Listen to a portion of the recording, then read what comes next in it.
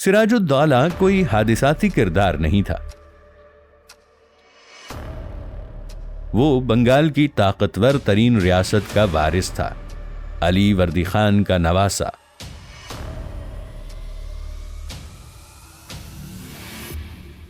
और एक ऐसे निजाम में पला बढ़ा जो दौलत, फौज और नज्मो जब्त में पूरे हिंदुस्तान से आगे था।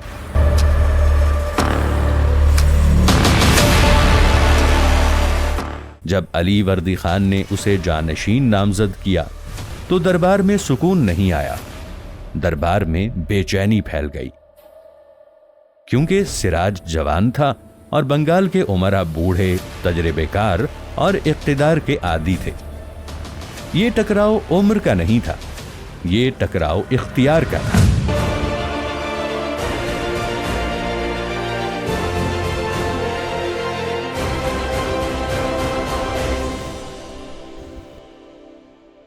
सन 1756 में जब सिराजुद्दौला नवाब बना तो उसे एक कमजोर रियासत नहीं मिली, उसे भरा हुआ खजाना मिला, मुनज्जम फौज मिली और एक ऐसा निजाम जो बरसों से बगैर हिचकिचाहट के चल रहा था। मसला ये था कि ये निजाम उसने बनाया नहीं था, और जो निजाम खुद न बनाया हो उस पर मुकम्मल गिरफ्त हासिल करना आसान नहीं होता। सिराजुद्दौला की सबसे नुमायां खूबी उसकी खुददारी थी। वो बंगाल को किसी बैरूनी ताकत की जागीर नहीं समझता था। जब उसने देखा कि अंग्रेज कंपनी बगैर इजाजत किले मजबूत कर रही है, टैक्स नहीं दे रही और रियासत के अंदर अपनी अलग हाकिमियत कायम कर रही है, तो उसने उसे सीधा चैलेंज किया। ये वो लम्हा था जहां सिराज ने दुरुस्त बात कही, मगर मसला ये था कि वो बात कहने वाला अकेला होता जा रहा था। उसका तर्ज़े हुक्मरानी बराह रास्त था, गैर रस्मी था और बाज़ औक़ात सख्त भी। वो दरबार की रिवायती सियासत और आहिस्ता फैसलों से बेजार था।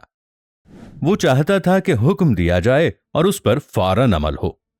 ये अंदाज फौज में तो चल जाता है, दरबार में नहीं। यहीं से उसकी खामियां सामने आती हैं। वो इख्तिलाफ को मुखालफत समझने लगा। जो मशवरा पसंद ना आए वो दुश्मनी बन जाता। दरबार में खौफ बढ़ने लगा और खौफ हमेशा साजिश को जन्म देता है। मीर जाफर उस वक्त फौज का सबसे बड़ा नाम था। वो सिराज का जाती दुश्मन नहीं था, लेकिन वो खुद को गैर महफूज महसूस करने लगा। फैसलों में उसका वजन कम हो रहा था और एक जवान नवाब उसके ऊपर बैठा था। ये एहसास वफादारी को आहिस्ता आहिस्ता खामोशी में बदल देता है। दूसरी तरफ जगत सेठ खानदान था, बंगाल की असल माली ताकत। वो नवाब बदलते देख चुके थे और उन्हें सिराज की खुदसरी, गुस्से और गैर मुतवक्के फैसलों से सबसे ज्यादा खतरा महसूस हुआ। सरमाया बहादुरी नहीं चाहता, सरमाया पेशगोई चाहता है। सिराजुद्दौला की एक बड़ी गलती ये थी कि उसने इन ताकतवरों को एक साथ नाराज कर लिया। फौज, सरमाया और दरबार, ये तीनों रियासत के सुतून होते हैं, और जब तीनों एक हुक्मरान से बददिल हो जाएं तो तख्त खाली होने लगता है, चाहे वो दिखाई ना दे। अंग्रेज कंपनी इस सारी सूरत हाल को खामोशी से देख रही थी। वो सिराज से इसलिए नहीं उलझी कि वो ताकतवर था, बल्कि इसलिए कि वो तन्हा होता जा रहा था। कंपनी ने दुश्मन नहीं चुना, उसने मौका चुना।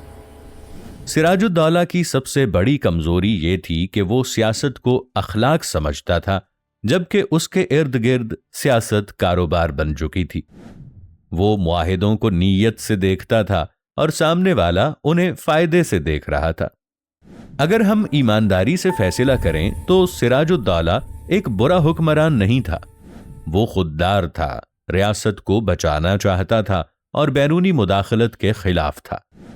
मगर वो एक कमजोर सियासतदान था जिसने इत्तेहाद बनाने की बजाय हुक्म चलाना चाहा। वो गलत नहीं था, वो अकेला था, और तारीख में अकेला हुक्मरान अक्सर गलत साबित कर दिया जाता है। सिराजुद्दौला की कहानी असल में ताकत की नहीं, तन्हाई की कहानी है। ये उस नौजवान नवाब की कहानी है جو صحیح سوال اٹھا رہا تھا مگر غلط وقت، غلط لہجے اور غلط لوگوں کے درمیان۔ اور یہی وہ پس منظر ہے جس کے بغیر نہ میر جعفر کو سمجھا جا سکتا ہے، نہ جگت سیٹھ کو، اور نہ ہی آنے والے طوفان کو۔